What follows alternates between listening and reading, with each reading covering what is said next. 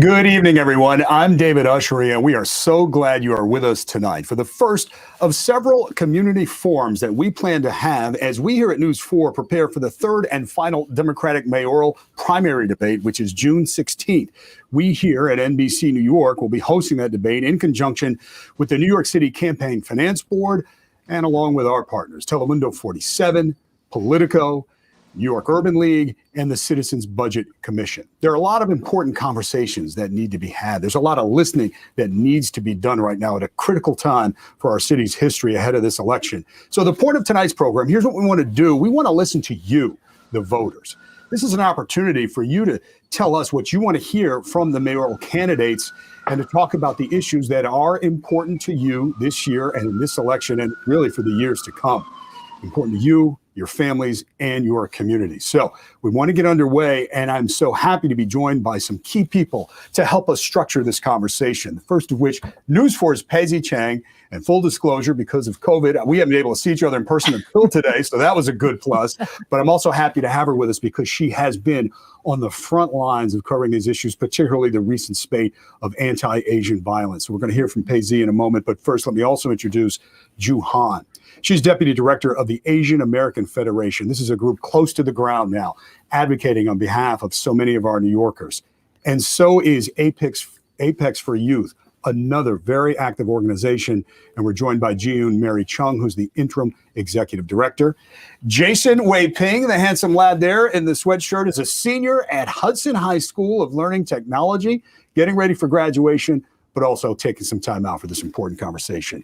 And Patrick Mock, a business owner. He manages the 46 Mott Bakery in Chinatown.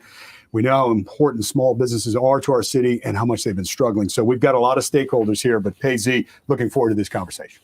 Yes, and David, like you said, to encourage dialogue and to continue this conversation, we want viewers to email us questions and comments. You can do that at debate@nbcnewyork.com. That's debate@nbcnewyork.com. We're going to try to get to as many of your questions as possible in the short time that we have together. But before we get started, we'd like to invite our guests from the Asian American Federation and Apex to tell us a little bit about their organizations. Let's start with Ju.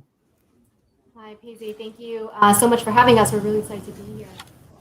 My name is Ju Han, the Deputy Director at the Asian an umbrella leadership organization. And we work to address the most urgent needs of the anti-Asian community. Advocacy through special initiatives like addressing anti-Asian violence during COVID, which we've been leading on the front line since January 2020 to address and to reduce. Okay. Did we have a little audio issue with you? I just want to make sure. It sounded like we did. It sounded like it was cutting out a little bit. All right. So why don't we go to Ji-Yoon? Ji-Yoon. And Ju, just check because we want to hear exactly what your organization does, and we'll check that. But Ji-Yoon, why don't we go to you? Sure. Thanks so much for having me and all of our panelists here tonight. It's really great to have this platform to highlight our work and talk about these really important major needs that are happening across our community. I am the interim executive director at Apex for Youth, and we provide mentoring, educational, and athletic services to low-income Asian and immigrant youth around the city. We work with 1,000 youth and 400 amazing volunteers a year to help our youth become confident, college or career ready, and community minded. And over this past year, because we've been seeing such increasing needs in our community, we've also added racial justice and mental health programs as well.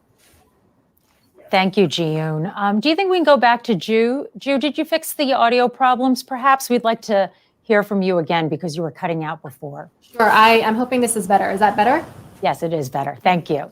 So I was saying that as an organization that leads Asian nonprofits in New York City, the work that we always do is highlighting the most urgent needs and advocating for the most to address the most urgent needs of the Asian community. So that's through our research, that's through our advocacy work, and that's through our special initiatives.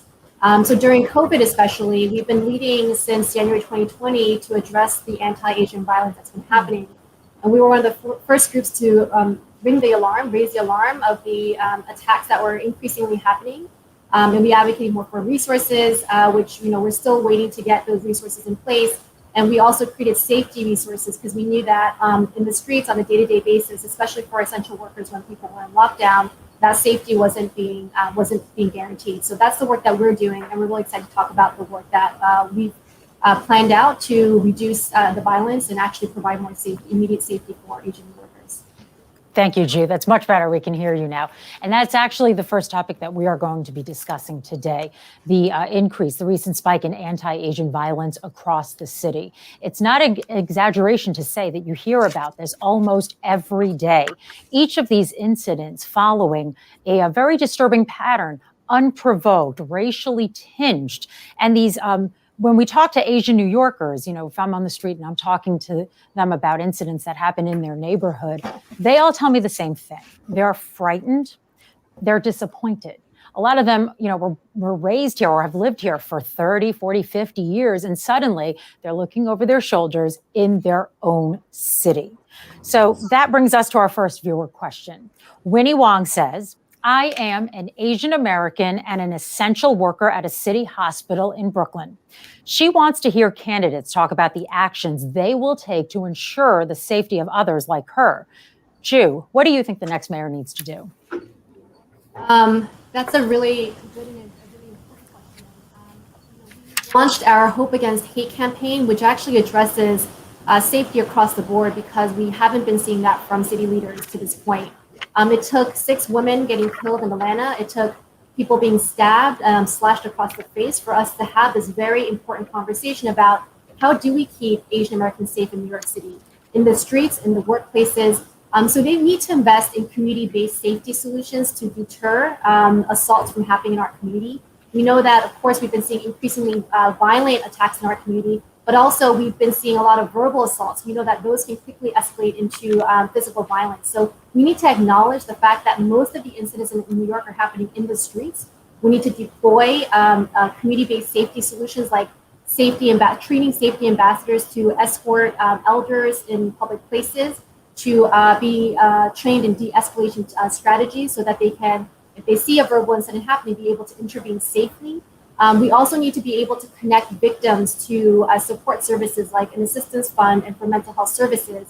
But we also need to be calling on leaders across the board, not just our mayors, not just our elected leaders, but also corporations, also hospitals, to say beyond the stance of solidarity, what programming are you putting into place to provide safety for your patients and for your staff members? So the next mayor needs to prioritize the solutions to anti-Asian violence, not a statement of solidarity, not a general statement of I plan to support reduction in violence, but really what are the tangible solutions that he or she is going to get behind to make sure that we have immediate safety tomorrow, next week, and next year.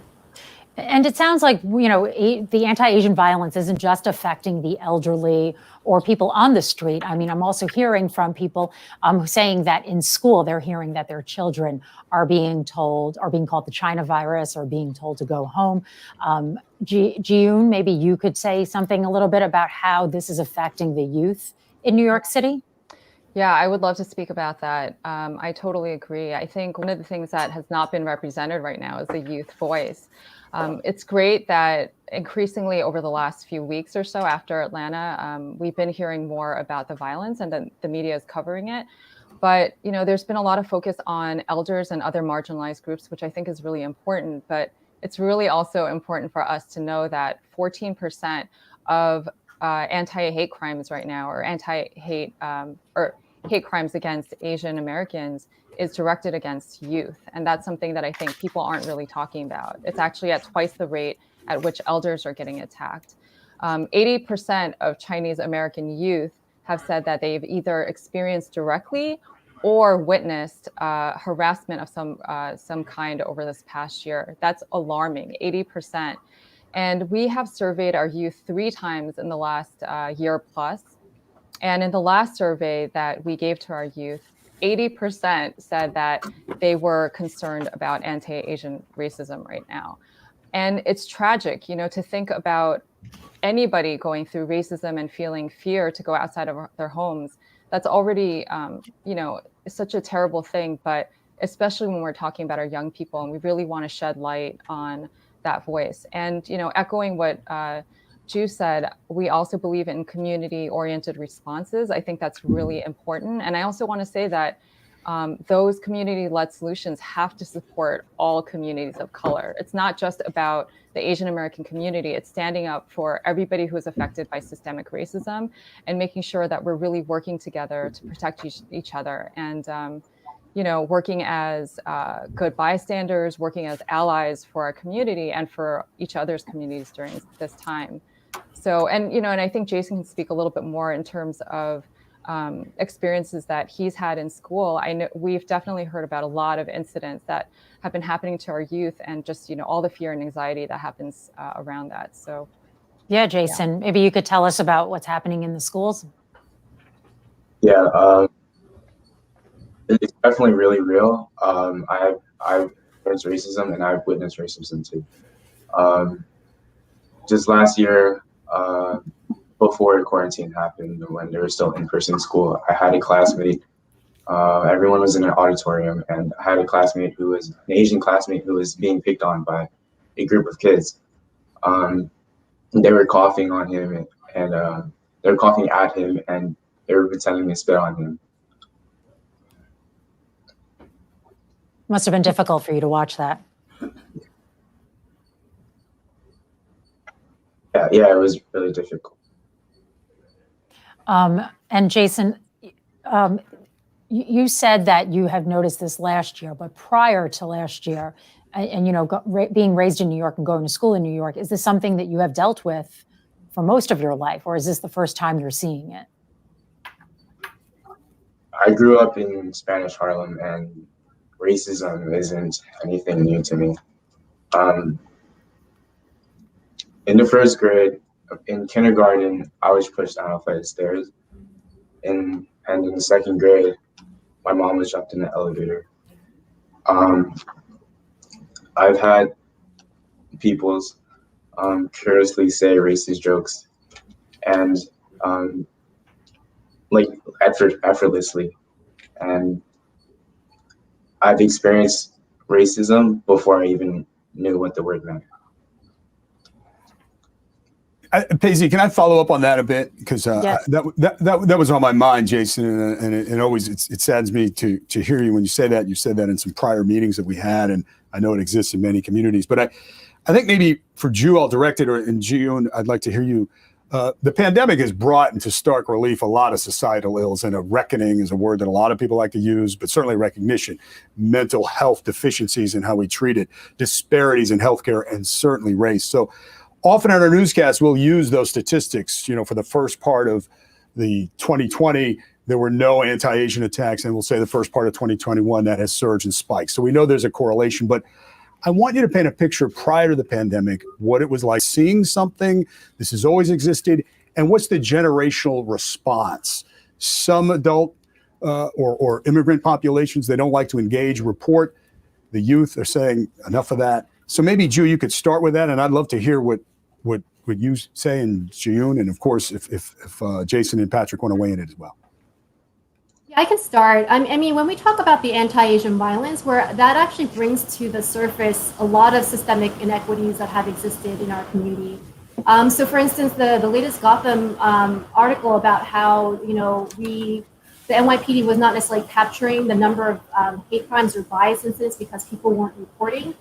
Is a really misconstruing of the systemic barriers that exist, right? Language access is a real problem. I'm sure June will say the same thing, is that for a community where 50% of us don't speak English proficiently, where 25% of us live in poverty, we are the poorest community in New York City, which is often surprising to many New Yorkers, and 70% of us are immigrants. That means that we may have more challenges and also lack of access to services that we really need. So there is the lack of reporting, is because of language barriers, but also because, a lot of people in the community may not have good interactions with law enforcement. They've had maybe their status, they're not documented, or also they're distrustful of law enforcement. Something that we heard from a lot of small business owners is, I might report to the police, but I also know they don't care about us, right? So systemic barriers COVID has just brought to the surface things that already existed.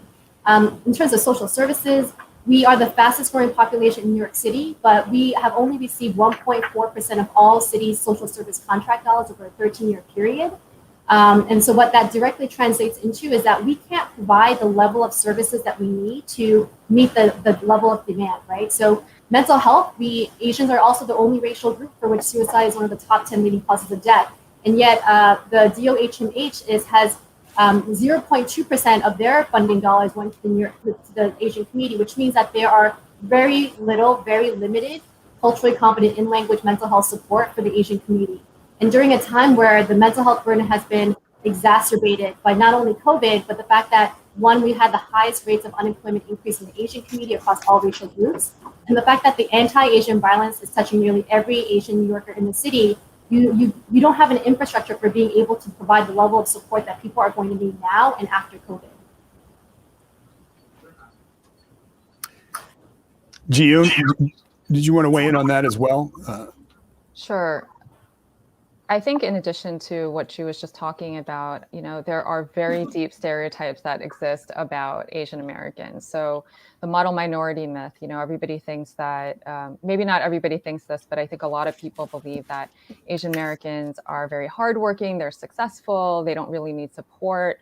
They are studious, they're quiet, they're not going to speak up about a lot of these issues. And I think it's really important that we dispel that myth. One of the reasons why APEX was created in the first place was because we weren't getting the Asian American community was not getting the services that they needed. And that was when the organization was created. So it's really important to recognize that there are many, many needs in our community, and that that funding should really go to our organizations. So I think that's really important. And the other thing that I wanted to mention too is that often the Asian Americans are othered, right? That we're looked as the perpetual foreigner, and often we're seen as sort of invisible in our community, or that's how we often feel. And so it's really important that there is light on all these issues, but we're looking at our community, we're looking at the needs, and also looking at our contributions as well. I think it's also important to celebrate our community, what the Asian American identity is, and everything that we're doing to promote ourselves and each other. Paisy, you there? Yes. Hi, David.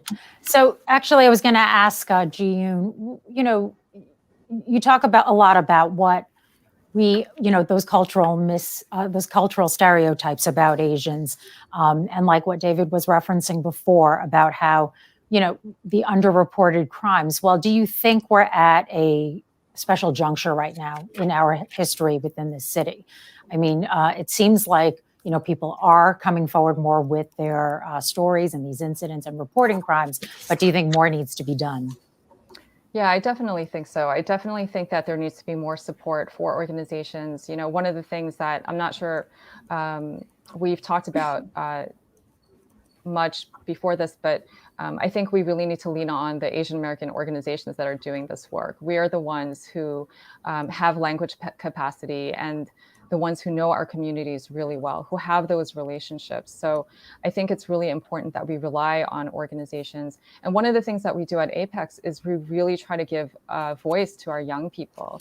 We focus a lot on public speaking. When we first meet our youth, sometimes they have a hard time, making eye contact, because culturally public speaking is not one of those things that we're really taught, but that's important for our community as well as others. So we really, really want to give voice to our students, and also give a voice to our community and make sure that we're not invisible anymore. Really, really working in solidarity with other groups to get rid of all of these really negative stereotypes, as well as the systemic racism that's been in our history for centuries, really, And that systemic racism, I mean, do you think that is also what's fueling all these incidents? I mean, we've heard the police commissioner say that, mental illness is a common nexus in a lot of these attacks, but yet what's with the racial edge to it, right? Why are they using Asian slurs? And it seems like, I don't know, like David was saying before, Is this something that has always existed, but people weren't talking about it? Or has it just come to the forefront now? And is it happening in greater frequency? It was definitely happening before. I think that there's a lot more attention on it right now, but those of us who have grown up in New York or around the States, I think all of us have experienced some level of racism at some point in our lives. And, we're glad that there's more light on these issues right now, but we need to keep going in this direction. And, one of the things that we've also tried to do is not just talking to our own community, but working with other organizations, other communities of color. So our youth, for example, we do a lot of activism and a lot of different projects to really help promote our youth's voices, but we're also working with other organizations that are Black and Latinx youth so that we can really try to do some racial healing. I think it's obviously a problem right now. And I think we're really at a pivotal point in our history to make a difference. And I think that has a lot to do with relationships, interpersonal relationships, working with other organizations, making sure that our electeds are really listening to us and the issues that we care about. So I do feel like this is such an important, critical time for our community. And, there's a lot of negative stuff that's happening, obviously, but I also think this is such a great opportunity for us to do more. And I'm excited to go in that direction for sure. I'm curious to hear from Jason about this moment, right?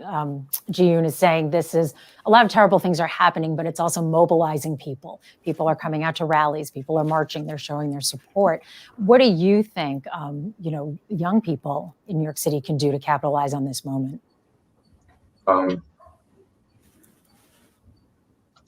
Young people can definitely join rallies. We can show up for other minority groups rallies too. We can show up for protests. We can, when we see something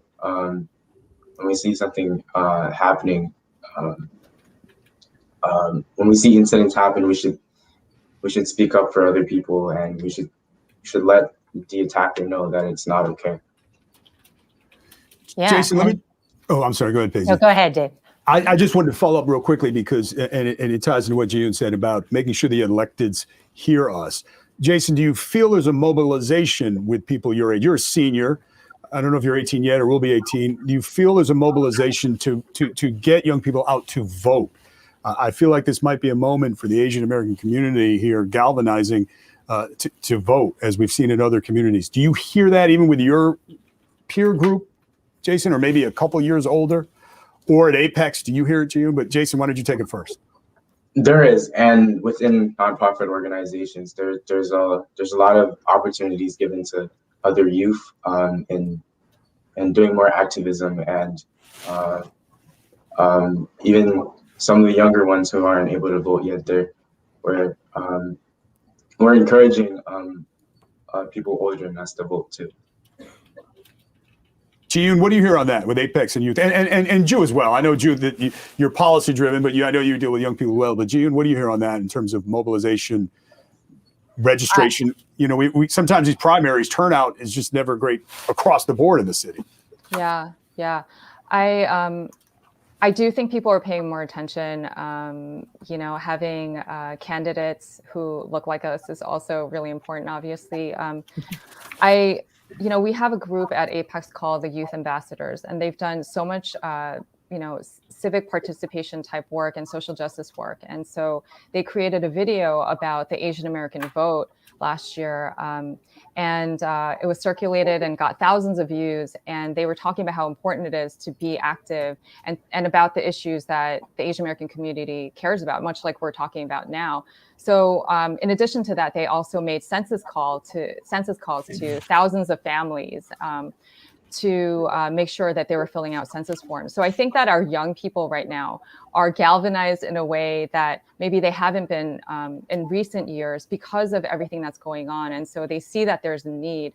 And, learning about things like civic participation, learning about things like social justice, it's so important for them and for the rest of our community. But I do think, again, that we are at this pivotal point. And one thing that I just wanted to add, just, I guess, to continue speaking about the solidarity movement that I think is happening right now. When we saw that our Asian American youth were going through all these things last year, we started to have hold workshops in February. And actually, one of the reasons why we started that early is because of students like Jason, who was telling us about these incidents they were seeing. And then a few months after that, George Floyd, he was killed, and there were so many terrible things that were happening within the Black community. So we sort of shifted our attention to Black Lives Matter. And we did that we held a lot of community conversations. We had professional development among our staff for 7 or 8 months. And so, it's not just about racism against our community. It's about all of our communities. And I think our youth understand that. And we just want to really work together with different communities in New York City. All right, so while we have the group box there, I'll just remind us where we started this part of the conversation with Winnie Wong, who sent us a question saying she's concerned about it. An Asian American essential worker at a city public hospital. That's what she wants to hear from the candidates. There are a couple other issues we want to get to, Paisley, but while I have you there, these protocols are accepted now in these meetings. Is there anything else on Asian violence or fighting Asian violence that we need to say as we start shaping the questions we're going to put to the candidates? Raise your hand if there's any other point. And I realize, Patrick, I'm going to get to you in our next subject matter because it's small business, but I don't know if you want to weigh in.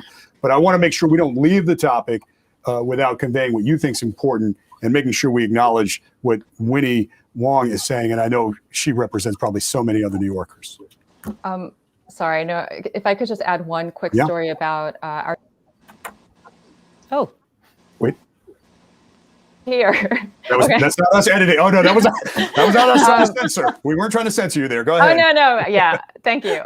So I just wanted to share how we were talking about a community response, and I think individuals, even young people, can make such a big difference right now. One of our middle school mentoring pairs is they saw how much violence there was happening in the community, and they have raised, as of today, I think over $11,000 in order to distribute safety booklets to the elderly, to women, to LGBTQ populations, and margin groups that are a little bit more vulnerable right now. And so they raise all this money in order to give out and distribute information, as well as give out safety protective equipment, things like alarms and stuff like that. And I think they gave out, they distributed, I think, thousands of alarms at this point. I had that number, but just wanted to shout out, youth and individuals who are doing this work, because it's not just about, it's really all of us together. They gave out 2,000 alarms as of today. So just wanted to shout them out.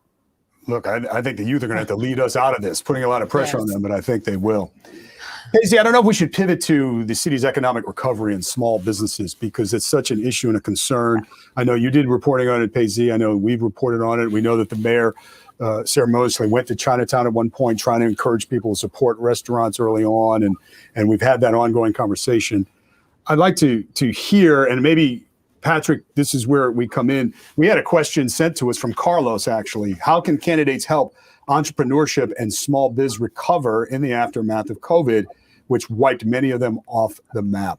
That speaks to a lot of communities, but Patrick Mock, manager at 46 Mott, Chinatown Bakery, tell us your thoughts, what you need to hear from the candidates, and what do the rest of us need to hear? What are you up against? What's going on? Chinatown has been up against a lot. Like I've been saying all this time, Chinatown has been hurting since January, and like because of xenophobia and racism, like right off the bat, we lost 60-70% of our businesses. And the best visualization of it is Little Italy is 1 block away from Chinatown, but in January, Little Italy was still bustling with tourism. Like their restaurants were still full. 1 block down, Chinatown was a ghost town. And what didn't help was right afterwards was our Lunar New Year's, our busiest time of the year, and we didn't even get that. And then the month right after that is the shutdown in New York City. So like for the past about 15-16 months, like Chinatown was not in a good spot. And even now, like,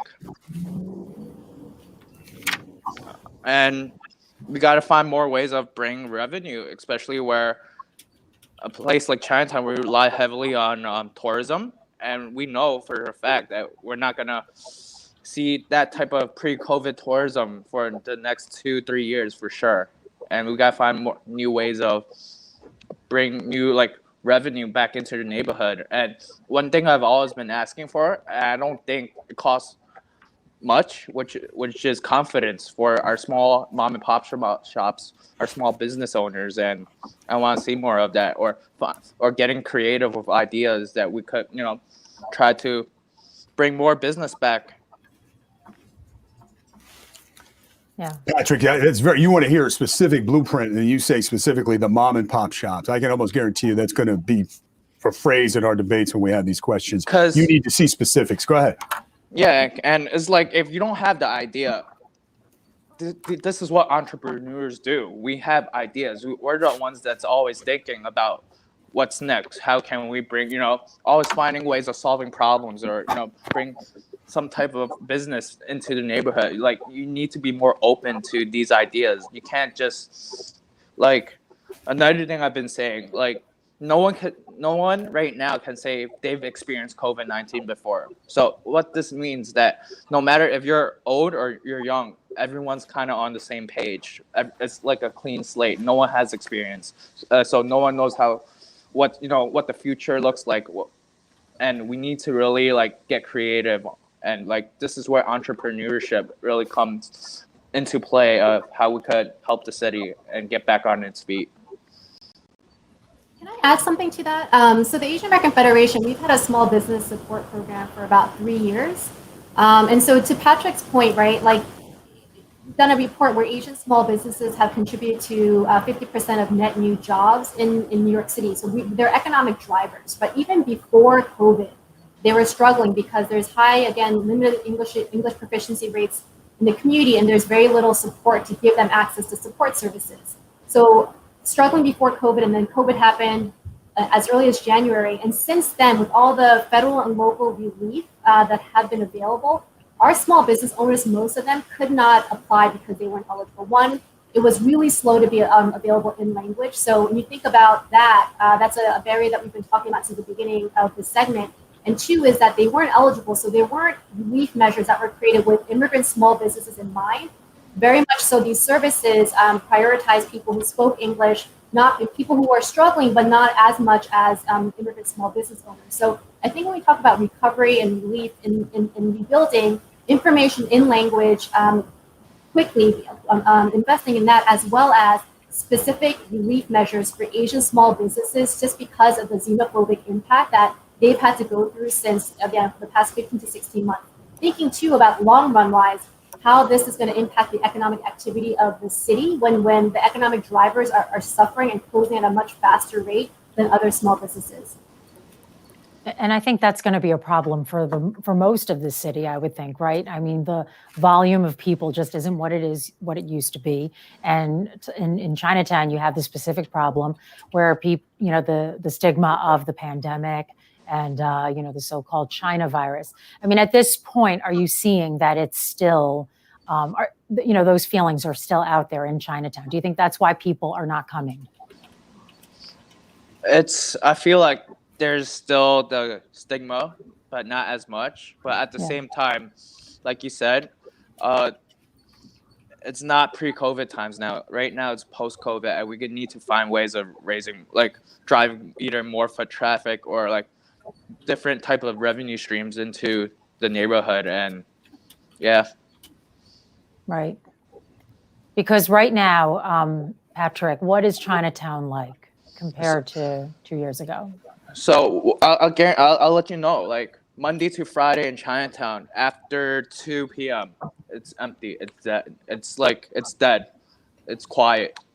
The only times that you see Chinatown busy right now is only the weekend. But even though it looks better, it looks busy, but it's not enough to survive. It's not enough to sustain. Like business is still down for everyone. There's no foot traffic. Retail is dead. There's only so many locals, that shops in Chinatown. Yes, Chinatown's looking better, but it's still not. We're still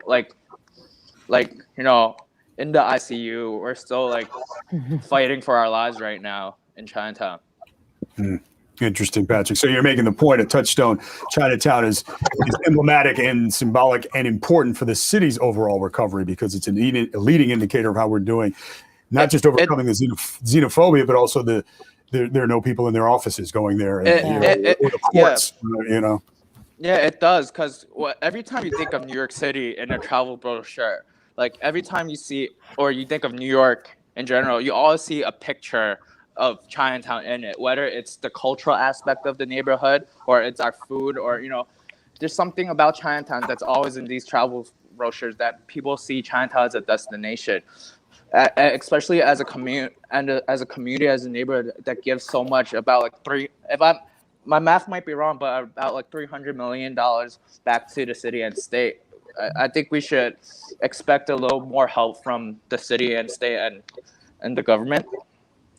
Like we don't, especially in Chinatown, we don't ask for much, and the only time we ask for something, we're not really getting it. And as a manager of a small mom and pop shop, it just really sucks. Like when times are good, we're always talked about, but when times are bad, we're being left out. Drew, what's the picture look like in the other boroughs? I guess principally I'm thinking of Queens. And what's the pie chart look like for Asian or Asian American businesses in New York City, restaurant, retail, and give us just a little broader picture beyond Chinatown? Yeah, I mean, if you look at our most recent report on unemployment rates in New York City, those industries that have been kind of almost decimated by COVID, that's where most low-income Asian immigrants work in. So you can imagine that, downtown Flushing, which is where our small business support program was for 3 years, it's a standstill. And, a lot of these businesses don't have an online presence. So when you think about during COVID, being able to order online is a huge aspect of business. And so a lot of our businesses have closed, and a lot of our member nonprofits have said they don't work in small business support, but they've been forced to, just because the level of demand for support has been so great across New York City. So we're seeing, I think, in terms of what the small business landscape is going to look like after COVID, it's going to look very different. And if we don't do, and we don't plug in emergency resources to support Asian small businesses, we're going to see, many businesses not being able to come back. And that's what we're seeing right now. And there you are, Paisley. I can't always see you, so therefore I don't want to get in your way. You know what I mean? No, not at all. Go ahead. Yeah. No, I mean, there is a lot to think about here, right? Like you in order to get business, you need to bring people back. That is the main problem here in the city right now. And actually I think it was last week in Sunset Park, a couple of elected officials, including Grace Meng, had visited, some of the shops there to talk about economic recovery. And on a parallel street to, where they were just at for this press avail, this camera opportunity, someone had scribbled anti-Asian writings on a menu of an outdoor seating setup, and vandalized it, saying very nasty things on it. And I wonder, how much of that really clouds the picture here. I mean, we're trying to move forward. We're trying to, get the economy going again. But there's this overarching, there's this overarching fear that's, around people that live here and business owners. How do you get past that? What do we need to do to address this?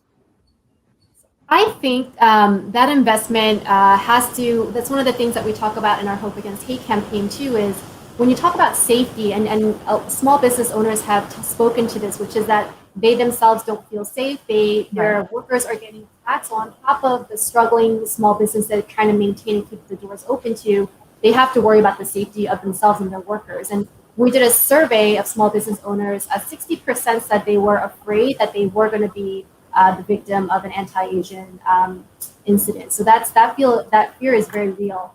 So in terms of safety, when we talk about safety for the city, we're also talking about for small businesses. We have to be able to provide what that safety looks like. So we talked about community-centered solutions. So one of the things that we talk about in our safety ambassador program is training safety ambassadors to canvass neighborhoods to be able to set up and establish safe zones with small businesses, with faith centers, so that people feel that there is safety in the street, so they can visit these small businesses, and that small businesses themselves feel like they have some place to turn to when they experience something. We've seen videos, viral videos of small businesses just getting ransacked, right, by community members. So that fear of that happening to them, again, always at top of mind for a lot of small business owners. So when we talk about support around keeping Asian New Yorkers safe through these community-centered safety solutions, we are talking about safety also for small business owners. So I think I want to also center small businesses in that equation, just because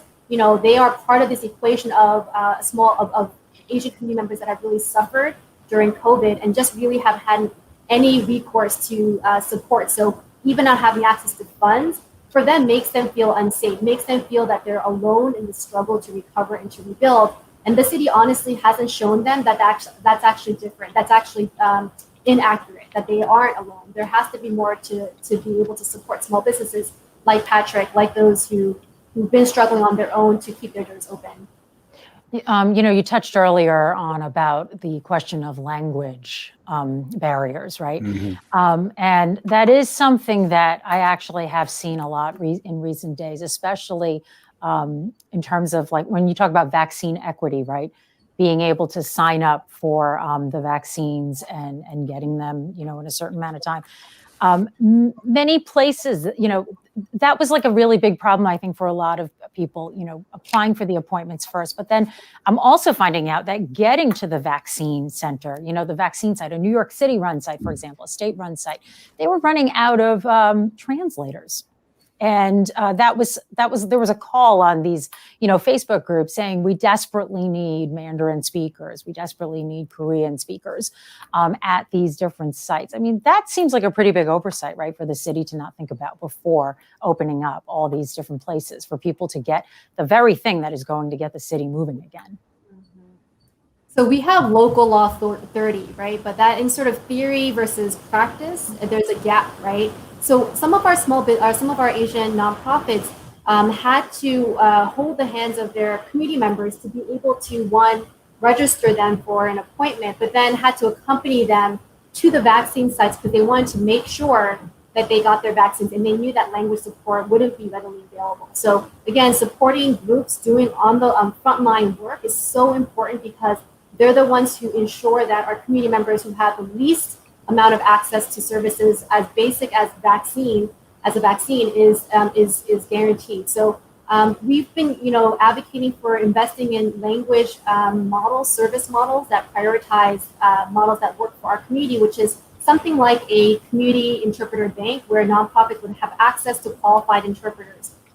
While the city has talked a lot about language access in terms of the quality and availability of that, there's still a lot to be desired. So when we talk about the next mayor, we talk about the next council members, because we know that more than half those council seats are going to be filled by new leaders. They should be not only speaking about prioritizing language access, what are the actual policy solutions and funding solutions they're going to be investing in to make sure that language access does not become the number one barrier for Asian immigrants to access the support they need to recover during and after COVID.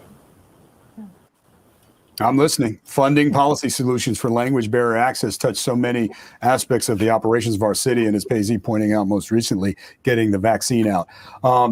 Patrick, I just want to go back to you for a second. When we talk about the next mayor, what could his or her administration do to help you in terms of navigating the bureaucracy, some of the regulations and the things? Obviously, there always has to be oversight of health and safety, but I talked anecdotally to some other business owner who had set up the outdoor space only to have some city inspectors come by and say, no, it's all wrong, and tear it down. And it was just the variance was just so small. Is there something you need to hear from the next mayor about kind of cutting through some of the red tape as you try to emerge from this crisis? It's like you said, like the restrictions we have being like following guidelines and code. A lot of it still like pre-COVID. Like it doesn't make sense, especially like one thing that you just talked about was outdoor dining. Like my neighbor, the neighbor across the street applied for outdoor dining, but because the streets were so small and narrow in Chinatown that we had to move his outdoor dining spot 5 times over, 5 times across the street, back and forth 5 times for 3 weeks, just for like the SLA or just for DOT, just to finally say, okay, just leave it on one side of the street, so instead of blocking the fire lane. Like just having different agencies actually like talking to each other, making it easier for like businesses like us. We want to be compliant, but we can't be compliant when none of the agencies are talking or communicating with each other, or is not on the same page, or like regulations are still pre-COVID conditions. All right. Yeah, I think that's going to be valid, a valid question, and still emerging, because we still have got a ways to go in this. I'm going to go on another topic, but Paisley, I thought since you did bring up the vaccines, is there anything relative to COVID that you want to hear from the other candidates? And it sounds like some of that financial relief and navigating those waters and resources. Anything else as we move forward and try to get on the other side of this from the mayoral candidate specific to the Asian American community? Ju, I guess you're close to policy on that. I don't know if you wanted to buttonhole that for us or anyone else. I know the city's working on this, but I think, again, too, some of this has been pretty late, although I know obviously this is we've all never lived all through a pandemic before, but our undocumented community very much even on the margins of the margins. So when we talked about relief, we talked about vaccine access, they were almost the last population demographic to be served. And so right now we're talking about how do we fund some of our Asian community-based organizations so that they can connect their undocumented clients to the vaccine. But literally this is 2-3 months like after everyone's been talking about getting access to it. So that's something I think we should think a lot about in terms of the next leaders, but even in the current moment, our current leaders is we should be leading with the people who are the most marginalized, have the least amount of access, right? And those are oftentimes the folks, in some ways, who are the backbone of our economy and doing the really essential work to be able to keep the rest of us safe. All right. Paisley, do you have anything else on that? Or I just wanted, before we wrap this up, I wanted to talk about education a little bit, what you all want to hear from the next mayor, and certainly the candidates as they try to get that office. The outgoing, or the past schools chancellor, now Carranza, one of the issues that he just never could help the mayor solve was gifted and talented in the city.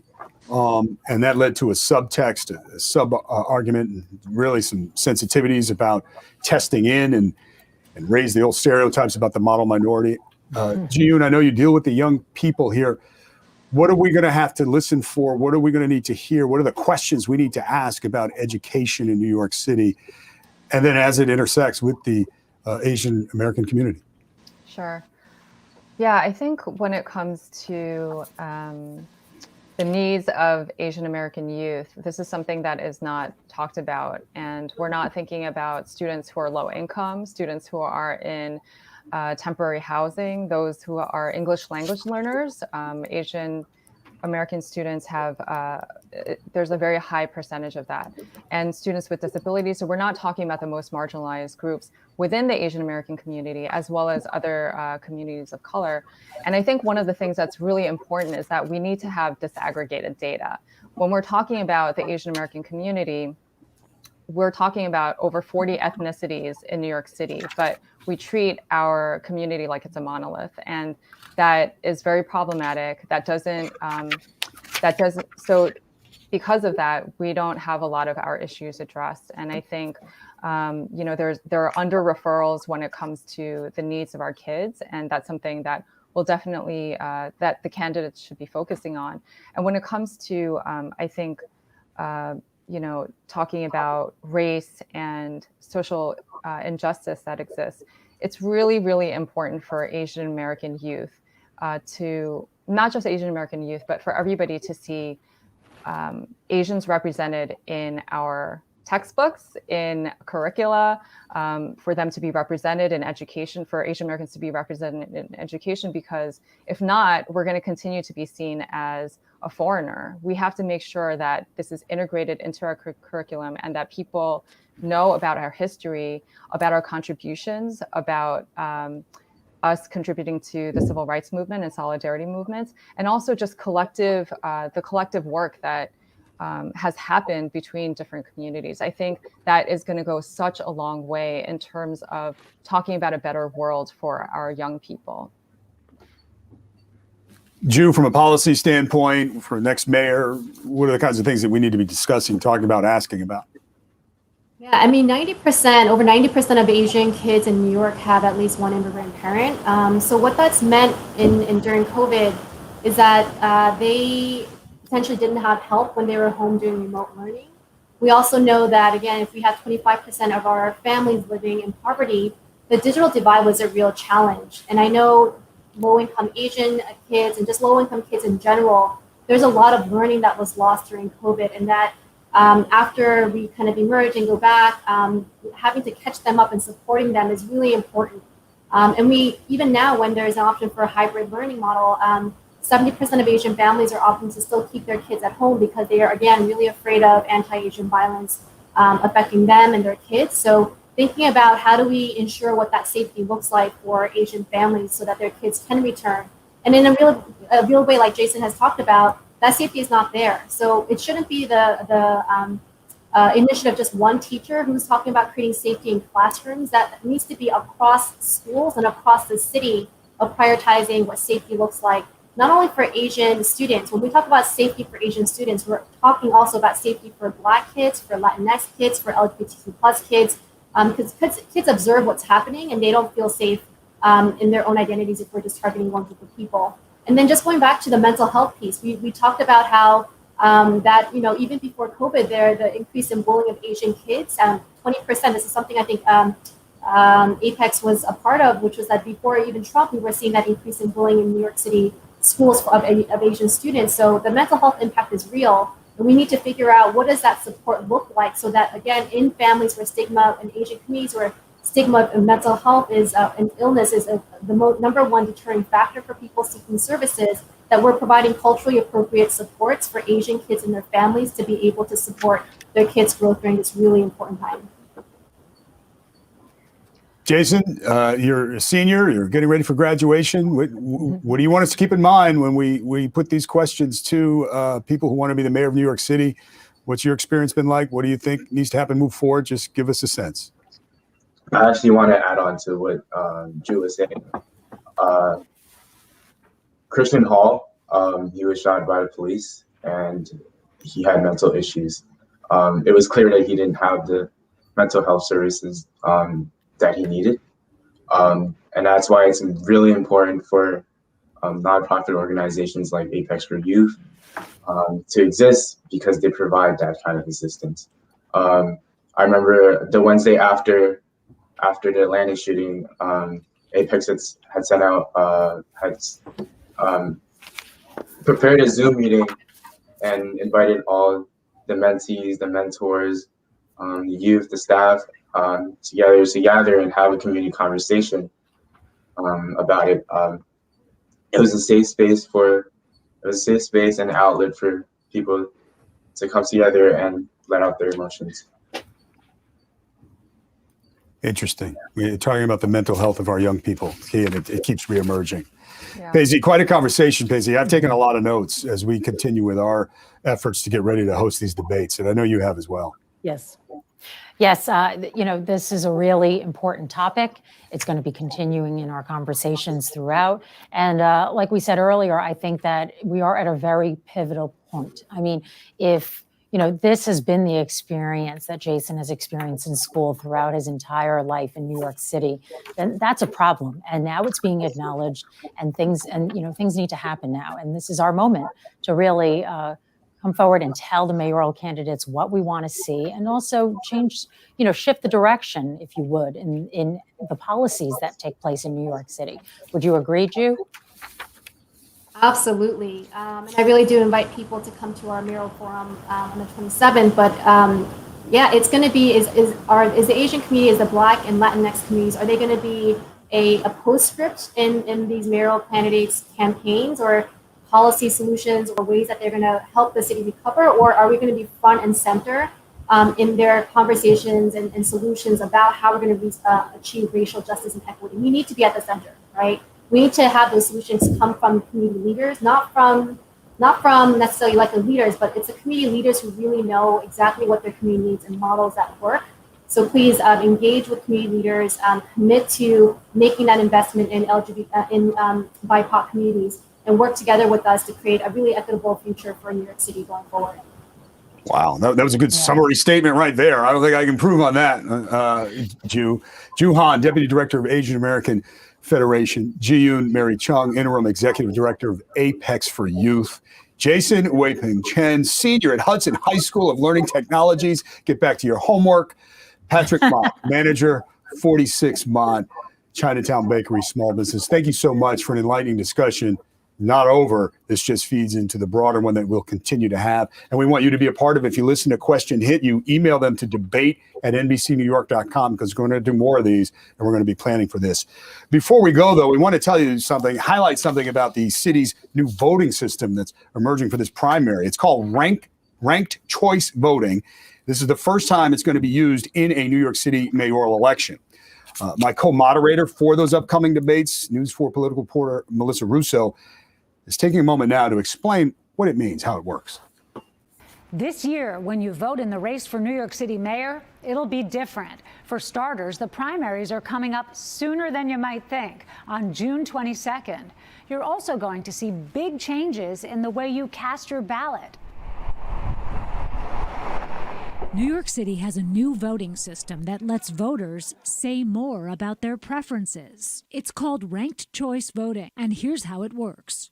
As always, you pick your first choice, but what's different now? You can also list your second choice, third choice, even your fourth and fifth choices. After the polls close, round one begins. Voters' first place choices are tallied. If one candidate wins more than 50% of the first place votes, they win. It's over.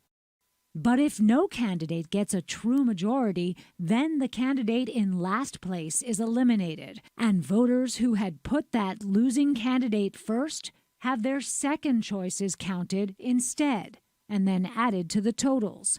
The process continues in rounds until someone gets over 50%.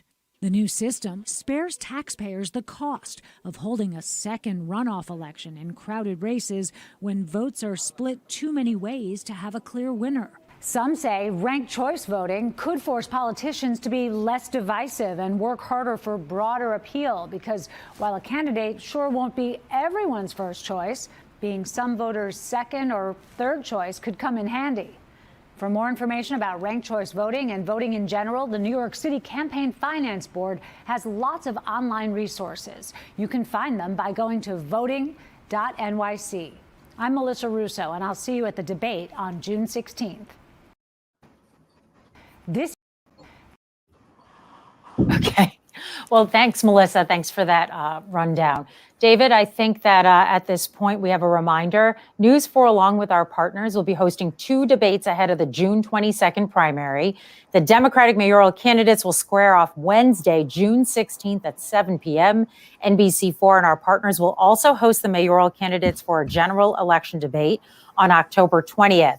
And the Democrats that are vying for the job of city comptroller will debate each other on Sunday, June 20th. That's the rundown. All right, good. And we'll remind everyone again, Paisley, so good to see you. Thank you so much for your reporting on these issues and so many of the stories that we cover here at the Tri-State. Again, thanks to all of you who joined us. We hope to see you again along this campaign trail. On behalf of News 4 New York, the digital team, the production team, the political team, we got a lot of teams all working for you, the viewer. We thank you for joining us. Have a good night. Thank you. Thank you.